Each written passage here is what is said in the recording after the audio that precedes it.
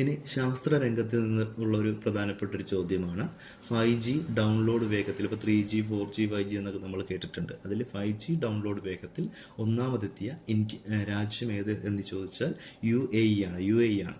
2023 ഡിസംബറിൽ അറബിക്കടലിൽ സൊമാലിയൻ കടൽ കൊള്ളക്കാർ റാഞ്ചിയ ചരക്ക് കപ്പൽ ആണ് MV റൂവാൻ. അപ്പോൾ MV റൂവാൻ ആണ് 2023 ഡിസംബറിൽ അറബിക്കടലിൽ സൊമാലിയൻ കടൽ കൊള്ളക്കാർ റാഞ്ചിയ ചരക്ക് കപ്പൽ.